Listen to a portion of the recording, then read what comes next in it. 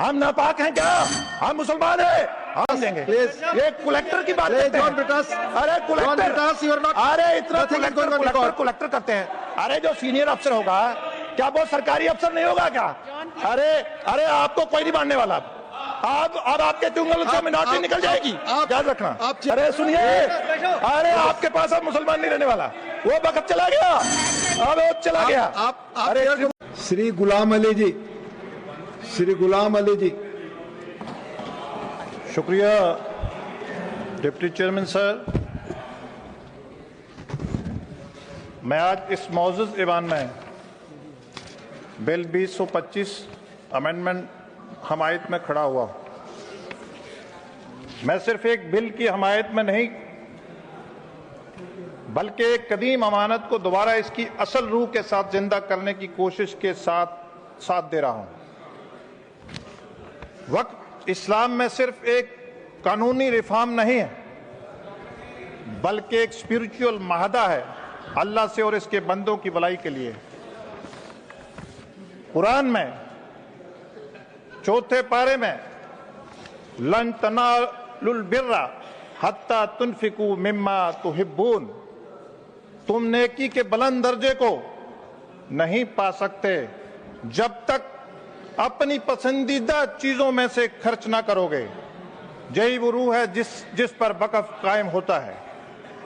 जब ये रूह ज़वाल का शिकार हो जाए, जब वक़्फ़ अल्लाह के लिए किया जाए, लेकिन फायदा किसी सियासी खानदान को पहुंचे, जब कम्युनिटी की अमानतें किसी पार्टी की नजर हो जाएं, तो वक़्फ़ बिल में रिफॉर्म एक फर्ज हो जाता है। यहां हजरत उमर रजी अल्लाह ताला अन्हु के दौर से वक़्फ़ की शुरुआत हुई है। सब लोगों ने डेटा बोला है, मैं ज्यादा डिटेल में नहीं जाऊंगा। यहां मदीना में Ruma which was bought and dedicated by Usman ibn Affan for public use. Prophet Mohammad सल्लल्लाहु अलैहि वसल्लम की हदीस है और फेमस हदीस है, when a man dies his days come to an end except for three things: charity मतलब तालाब बनाना, सराय, कुआं, बेनिफिशियल नॉलेज जिस इल्म से यूनिवर्स को पढ़ा जाए और कुदरत की नियामतों को अंडरस्टैंड करके इंसान के लिए, जानवर के लिए इस्तेमाल किया जाए, उस बेनिफिशियल नॉलेज को हासिल करना। और अच्छे बच्चे अगर हों, हु प्रेज फॉर हिम, ये सही मुस्लिम की हदीस है। लेकिन हमारे अगर दौर देखा जाए, हमने इसको कहां ले लिया। बहुत सारे बिल मॉडर्न इंडिया में, सल्तनत उस्मानिया में बहुत सारे रिफॉर्म आए। मैं ज्यादा देर नहीं जाऊंगा, मैं ज्यादा डिटेल में नहीं जाना चाहता। लेकिन वक़्फ़ जो है, वक़्फ़ एक बीमार जानवर की तरह, वो बीमार जानवर जिसकी जेब में लिटिगेशन लड़ने के लिए पैसा नहीं है, जिस वक़्फ़ में मुलाजमों के लिए तनख्वाह नहीं है। डिप्टी चेयरमैन सर, मैं असम में गया, वहां कहते हैं बहुत ज्यादा पॉपुलेशन है मुसलमानों की। कौन रहे सत्ता में वहां 11 मुलाजिम तनख्वाह किससे लेते हैं? सरकार से। दफ्तर का है वक़्फ़ औक़ाफ़ का, रेंटेड बिल्डिंग पे बड़ी बड़ी बातें करते हैं। हमने वक़्फ़ में इतने बिल लाए, हमने बढ़िया वाला लाया, हमने वो लाया, हमने फलाना लाया। लेकिन ये सब चीजें ये बेकार की चीजें हैं। मैं ज्यादा डिटेल में नहीं जा रहा हूं। मैं खुशकिस्मती से जेपीसी का मेंबर था। वहां जब मैंने सुना, अपोजिशन को सुना, सत्ता पक्ष के मेंबर्स को सुना, स्टेक होल्डर को सुना। अब बहुत सारे मेंबर, हॉनरेबल मेंबर बोले कि फलां को नहीं सुना, फलां को नहीं, जजेस को सुना, वहां उलमा को सुना, जमीयत उलमा को सुना, स्टेट के बोर्ड्स को सुना, मौलवी को सुना, इमाम की उन ऑर्गेनाइजेशन को सुना, साउथ में चक्कर लगाया, नॉर्थ ईस्ट में लगाया, हर जगह चक्कर लगाया। कश्मीर से भी हुर्रियत जमीयत उलमा की जो एक तंजीम है, उन्होंने भी आके कहा कि हम कॉन्स्टिट्यूशन ऑफ इंडिया पे बिलीव करते हैं, लेकिन साथ में मुसलमानों की बात नहीं करी। उन्होंने भी क्या कहा, सियासी भाषण करा। हमने बोला 44 अमेंडमेंट्स हैं, अरे क्लास बाई क्लास डिस्कस करिए, लेकिन कोई बात नहीं करी। हमारे मेंबर बड़ा गुस्सा कर रहे थे, इधर बहुत गुस्सा कर रहे थे। क्यों गुस्सा कर रहे थे भाई? आप जेपीसी में आपने चेयरमैन को, स्पीकर साहब को कितनी बार जाके अपील करी कि जनाब हमने जाना है। जनाब कमेटी के चेयरमैन ज्यादा देर लगाते हैं। अरे आपने हल्ला गुल्ला करा, वहां आपने अनपार्लियामेंट्री लैंग्वेज यूज करी, आपने बिल्कुल वहां मुसलमान की बात नहीं रखी। आप मुसलमानों के मसीहा बनते हैं, क्यों बनते हैं मुझे नहीं मालूम। जहां आपको खतरा है कि मुसलमान हमें वोट देना छोड़ देगा, मुझे लगता है कि आपको ये बात, क्योंकि आपने यही बातें करी हैं। मैं देश के वजीर आजम को, देश के वजीर दाखिला को मैं मुबारकबाद दूंगा कि जिन्होंने एक बीमार जानवर 1995 का बिल, जो 1995 का एक्ट है, जो मुस्लिम की अमलाक को जहां बाढ़ नहीं खेत को खा दिया। डिप्टी चेयरमैन सर, बाढ़ ने खेत को खाया, बड़े अफसोस से कहना पड़ता है। मैं देश के वजीर आजम से कहूंगा कि 70 साल में जो इन्होंने वक्फ अमलाक को लूटा है, एक सीबीआई इंक्वायरी होना चाहिए। सीबीआई इंक्वायरी होगा, बात का पता चलेगा कि मुसलमान के हित में कौन है, असल में कौन है और नकल में कौन है। ये सारी चीजें अब आप बारी यहां आ गई है, मुसलमानों को डराते हैं आप।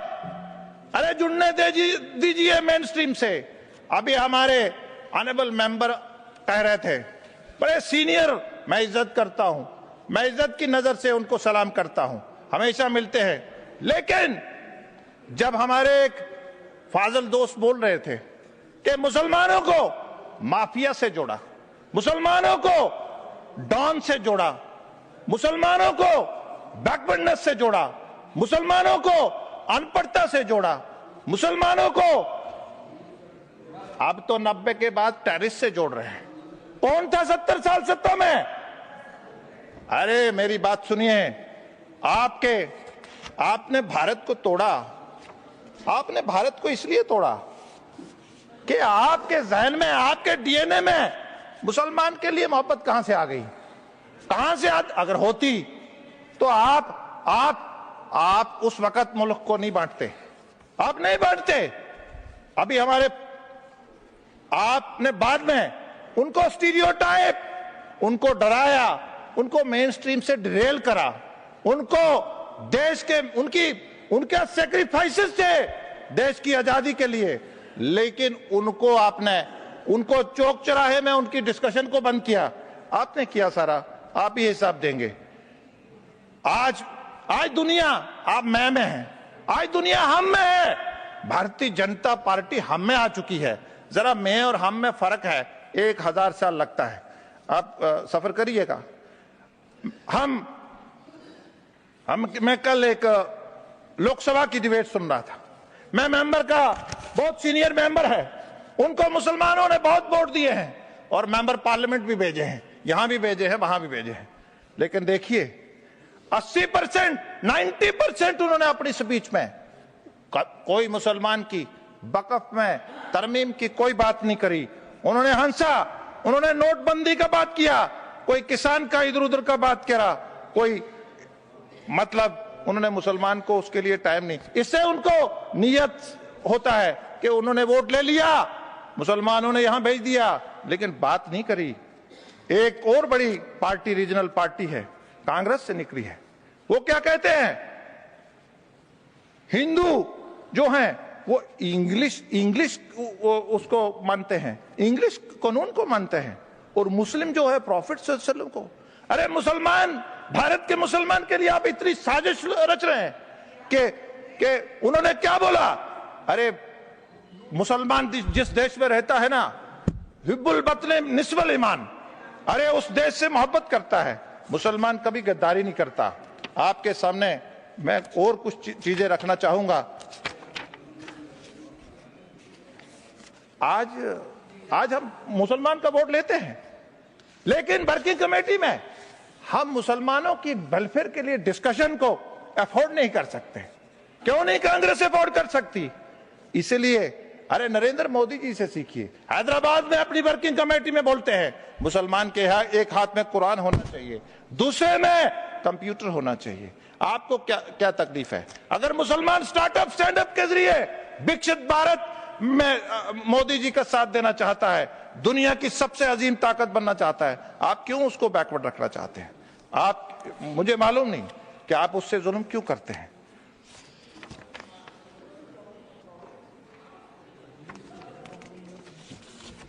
मुझे मालूम है आपको मेरी बातें अच्छी नहीं लगेंगी, मैं जानता हूं, क्योंकि आप मैं में रहते हैं, हम में आएंगे तो मेरी बातें समझ आएंगी। एक मेरे दोस्त सुबह बोल रहे थे, अरे आप कांग्रेस से हैं, बड़े इंटेलेक्चुअल हैं, गुस्सा करते हैं, लेकिन सुनिए क्या बोलते हैं कि परसेप्शन में कहां है, परसेप्शन नैरेटिव में कहां है, पर्सनल लॉ के साथ, प्रैक्टिस में कहां है, बीएनएस के साथ। प्रैक्टिस में कहां है? बीएनएस के साथ। और बोर्ड के लिए क्या बोलते हैं? हम यूसीसी के लिए तैयार हैं। अरे 3 कांग्रेस को डिसाइड करना पड़ेगा कि आपका मेंबर कहता है सब बोर्ड को बराबर कर दो, इसका मतलब यूसीसी। अरे नैरेटिव आप कहते हैं हम मुसलमानों का पर्सनल लॉ है, आप वहां भी खड़े हैं। प्रैक्टिस में आप बीएनएस को एंजॉय करते हैं, आप पे थेफ्ट पे, चोरी पे हाथ नहीं कटते हैं। मुस्लिम पर्सनल लॉ लगाएंगे तो थेफ्ट पे हाथ कटेंगे, अडल्ट्री पे 100 कोड़े बरसे जाएंगे। और अगर आप शादीशुदा है, अरे एंजॉय करते हो बीएनएस, और बात करते हैं किसकी? जनाब पर्सनल लॉ होना चाहिए। अरे अडल्ट्री, शादीशुदा अगर अडल्ट्री करेगा ना तो चौक में पत्थर से मारते हैं। अभी हमारे, आपने तीनों बातें कही, रिकॉर्ड में है, मैं कोई अपनी उसमें नहीं कह रहा हूं, आप रिकॉर्ड चेक कर लीजिए। अभी केरला की बात हुई, केरला के लिए कांग्रेस और टीएमसी दोनों कह रहे हैं कि जिनके पास वो प्रॉपर्टी है हम दे देंगे। अरे 1995 एक्ट के तहत देंगे, जहां 225 एक्ट के तहत देंगे। आप सदन को बताइए, आप कैसे उस प्रॉपर्टी को दे सकते हैं? एक शख्स बोल रहे थे, एक हमारे आने वाले एमएलए बोल रहे थे, वो क्या बोलते हैं? कहते एंटी फेडरल है। अरे आप बनाए 1995 का एक्ट, तो वो एंटी फेडरल नहीं है। आप कौंसिल बनाए, नेशनल कौंसिल बनाए, वक्फ बनाए, वो सब ठीक है, लेकिन मैं प्रैक्टिसिंग मुसलमान पे बड़ी बात हुई, डिप्टी चेयरमैन साहब।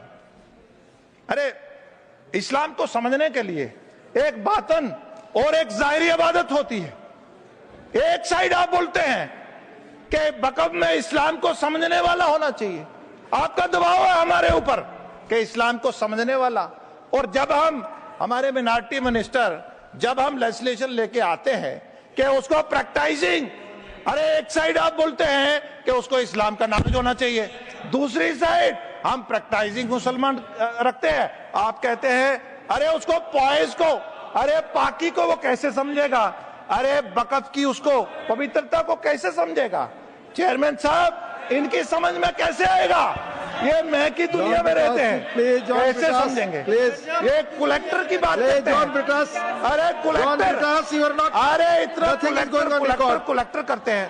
अरे जो सीनियर अफसर होगा, क्या वो सरकारी अफसर नहीं होगा क्या? अरे अरे आपको कोई नहीं मानने वाला। अब आपके चुंगल से मिनॉरिटी निकल जाएगी, याद रखना। आप चेयर को अब देखकर आपके बोलें। चुंगल से मिनॉरिटी निकल जॉन जाएगी। Brittas, take your seat, take your seat. आप चेयर को देखकर बोलें। आपके चुंगल से।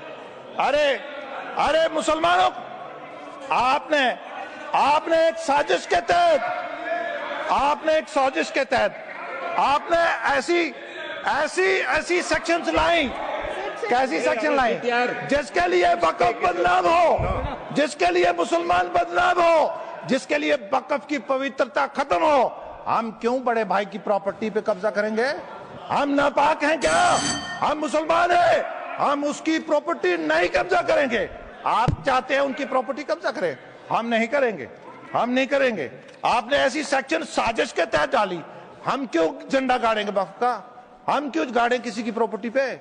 हम अपनी डोनेशन वाली प्रॉपर्टी का रिकॉर्ड देखेंगे। अरे आप सुनिए ना, अब थोड़ा सब्र से सुनिए ना। अरे सुनिए, अरे आपके पास अब मुसलमान नहीं रहने वाला, वो वक्त चला गया, अब वो चला गया। आप अरे चेयर को ट्रिब्यूनल देखकर का संबोधित करिए और कंक्लूड करिए। अरे यूनिफाइड वक़्फ़, अरे नाउमीदी deputy chairman sir, conclude deputy करिए। चेयरमैन सर, हम नॉर्थ ईस्ट में गए, वहां ट्राइबल का जमीन, वहां ट्राइबल ने मुसलमानों को कब्रिस्तान के लिए गिफ्ट दिया है।